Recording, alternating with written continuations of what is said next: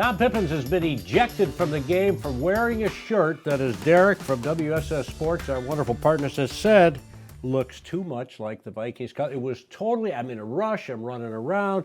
John is representing the Green Bay Packers, everybody. I am Tom Pipines. This is John Dodds, the Packers historian. Welcome to another edition of the Tom Pipines Show with John Dodds. I call him the star of the show. He is.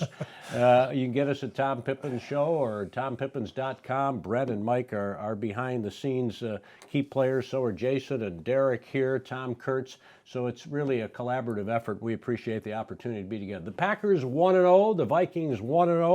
The big game coming up on Sunday. We talked about that in a previous podcast.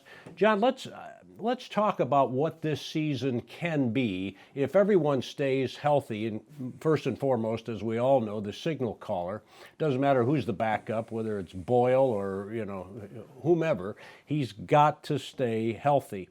If he does, you take a look at a defense which really impressed. One game does not make a season. It was the head coach, Matt LaFleur, saying that, but all of a sudden, Gutekunst is looking like the GM, like a genius with these Smiths and the guys in the back and Amos, and it's just really, really encouraging to see what that D did if they stay healthy. So, do you look at it from the perspective of this is a defense that will be very, very good and hold up until the offense catches up, and maybe this is a team, we talked about it before this edition, you hear everything from 4-12 to 13-3.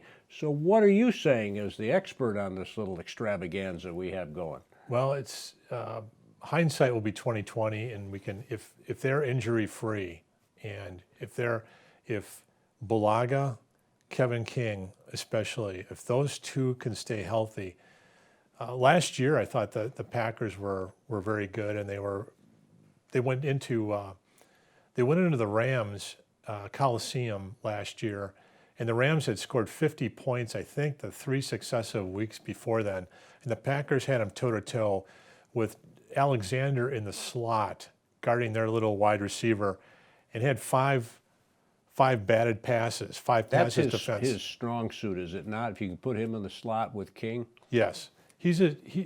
Alexander's as good as Terrell Buckley thought Terrell Buckley was. That's how he's got the same kind of swagger which you want, but he backs it up. He backs it up a little bit more. Although T-Buck had a nice career, but yes. I think Alexander is definitely a step above. But if King can play, and I'm very impressed with how they rebuilt the cornerback position last year. So they rebuilt. Ron Wolf used to say that there's two positions in football where you cannot be competitive unless you have quality players. One is cornerback. The other is offensive line. He said you could have John Elway as your quarterback, and if you have a bad offensive line, he can't be a factor. And you can have a great defense, but if you don't have those corners, Bill Polian, last year, talk about Mike Pettin. He comes from the Rex Ryan defensive tree from Baltimore.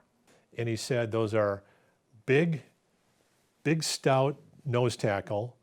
And then the key to it is to have two cornerbacks who are big, can stuff the run, but can disguise the coverages. And then he'll blitz, he'll rush 6 guys, 5 guys, 4 guys. You don't know where they're coming from. And he'll drop back in zone, and he'll do all sorts of interesting things. It's all about Brady, and these guys are so good. Breeze, you have to try to confuse them. Or not necessarily confuse them, confuse the offensive linemen or the other players around them. Same with Aaron Rodgers. They've seen it all, and they're really smart. But boy, it looks like the Bears didn't know who was coming when and where, from what direction and what angle. And they're doing all the pointing, so Patton really did a nice job against the Bears. So I think they've rebuilt the cornerback position, assuming that King can play.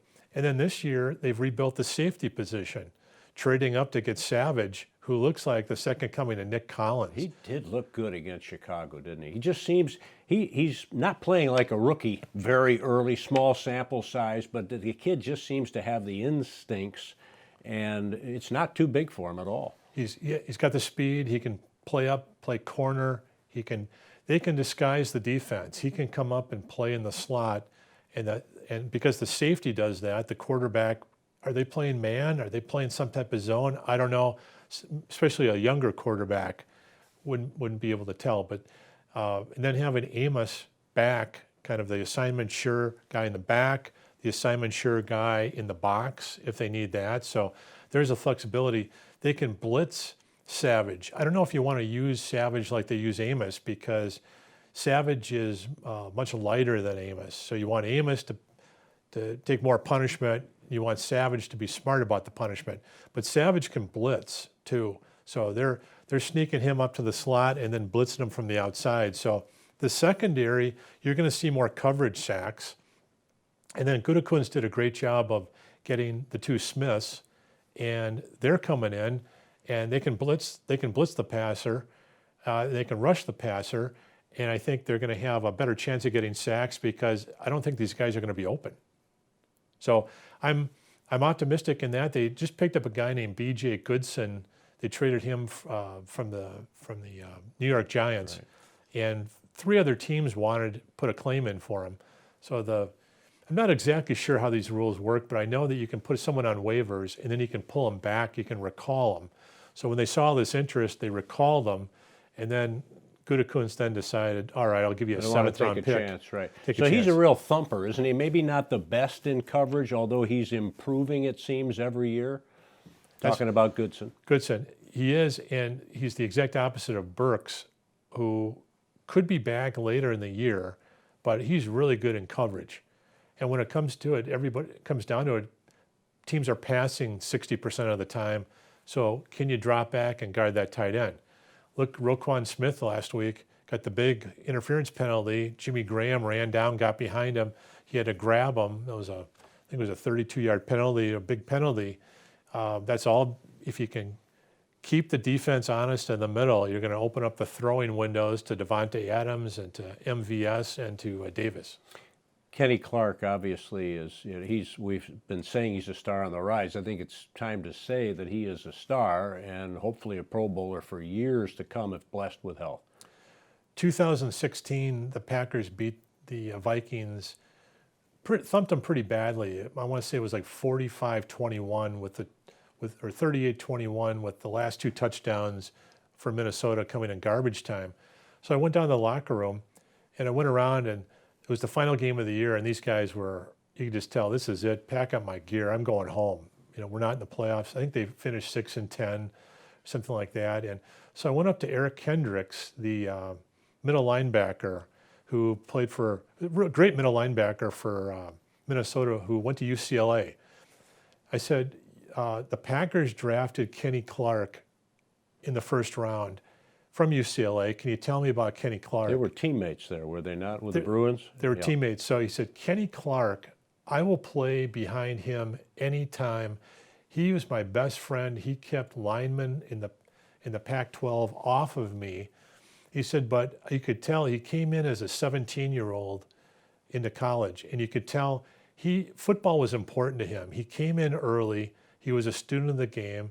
He wasn't bragging about anything. He was just learning as much as he could because he knew what football could do financially for his family. So, and he said, Kenny Clark, I think he's going to have a great career in Green Bay. That was a great pick, and he'll be just tremendous for him.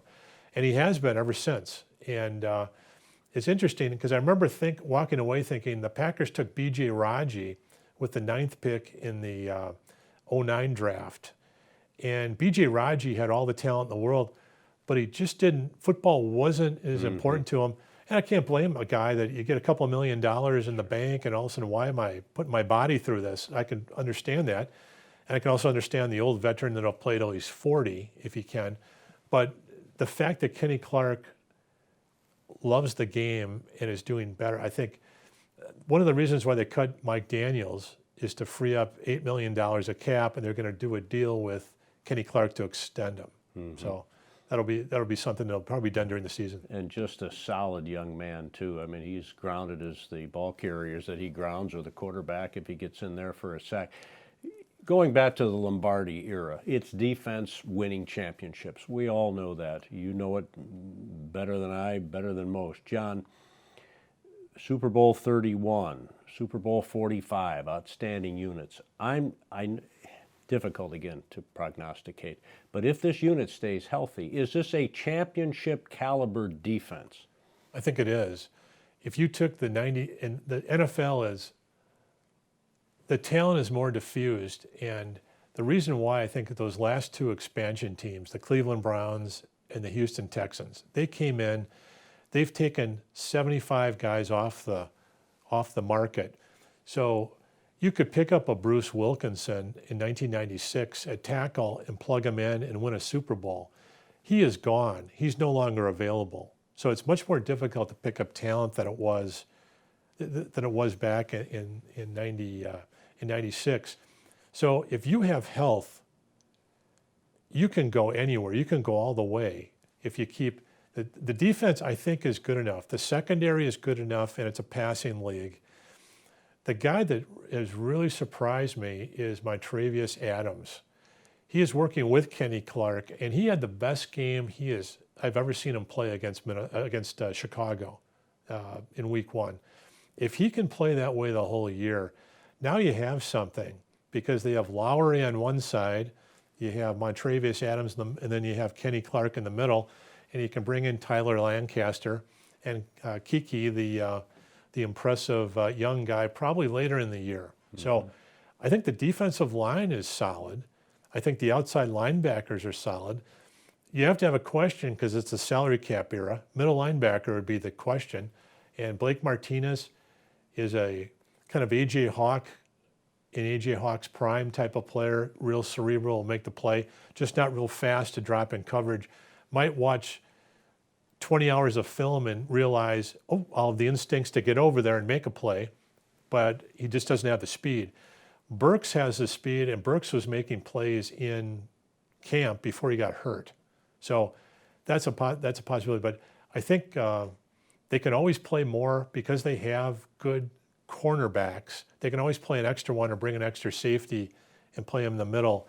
And the more covered corners you have, the better it is. Well, I think at the end of the Bears game, when you saw Rodgers go up and kind of give a push, playfully to Mike Pettin, it was like, wow! Not only is this unit good, these players are really good. There were good decisions made by Gutekunst, Brian Good, and the front office, but you know where to put them to make a difference. So now we have to go to the other side of the ball, because I'm with you. I think if this group stays healthy, there is a chance that they could go deep. But offensively, I mean, from the standpoint of you got to have Rodgers healthy. People saying he's not what he was. They didn't do much in the run game against Chicago, a very, very great defense. Are there enough weapons? Is there a number 2 receiver, as was wisely brought up? What do you say about this offense?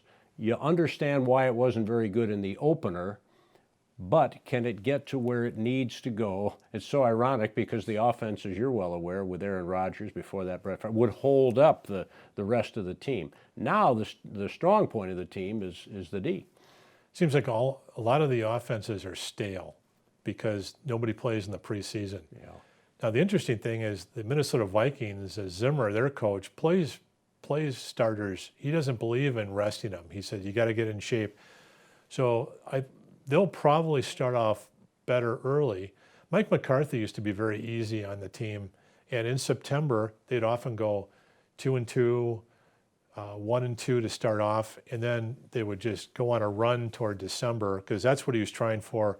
Keep healthy. He was very successful. Keep in the healthy last later. month of the year, right? When I look at the team, you have to just go to the offensive line, and right now the guards are the biggest question marks. But unlike last year where it was a turnstile and Lane Taylor never fully recovered from his ankle injury, he would say that he was okay, but every player says, hey, Sure. I'm 100%, don't want to use that as an excuse. But they have some backups now. They have Jenkins, the second-round pick. Versatile guy, huh? He can play a few positions. He can play any of the interior positions. They have Cole Madison, who Gutekunst really likes it, improved every week. So that's why they kept him. He can play tackle or he can play guard. So they have some options. Turner looked kind of big and slow, but the Bears can make you do that. The Bears are fantastically quick. Yeah. And that's why as quick as the Vikings are at middle linebacker, they're not as quick in their defensive line in the middle. They have quick defensive ends. So it's going to be an interesting game to watch in Green Bay, because to see if Green Bay can power their smaller defensive ends and run off the side, run off tackle.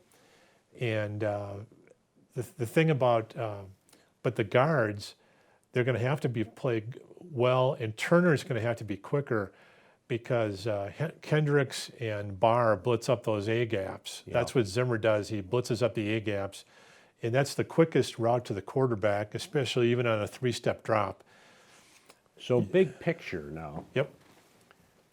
Offensive line, they've got to hold up. But what about those weapons? Is there a number 2 receiver? Will they run the ball with Aaron Jones, who, as we know, has been injury prone, as spectacular as he is, and as well as he does, yards per carry? What was it, 5.5 last year?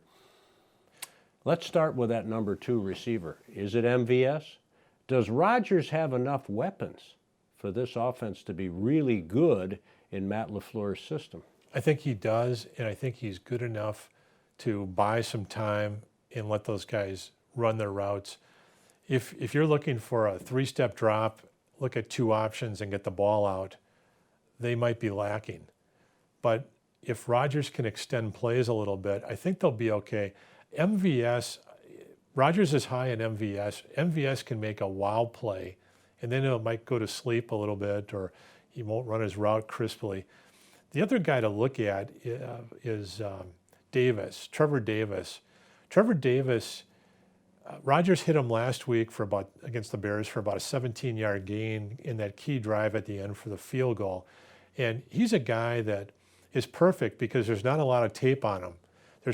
He's probably played in about 10 games in his career. That's part of the problem, though, right? He hasn't been healthy. Yes, but he could be really good. Okay. You see that. You see the potential. You see the potential in Davis. He's fast. Huh? Allison is more assignment sure. Okay. And Kumaro, who knows? You're hoping Kumaro becomes Green Bay's version of Thielen from Minnesota. Wouldn't that be something? When I interview Thielen in the locker room, it's like interviewing a ball boy. There's just like he's like your neighbor. He's an ordinary guy. Yeah. You know, he's not built up. He just seems like, you know, were you our paper boy or something? But he is outstanding. He's made himself into an elite player. And Thielen and Diggs have had more yards against the Packers than any 2 wide receivers active in the NFL now.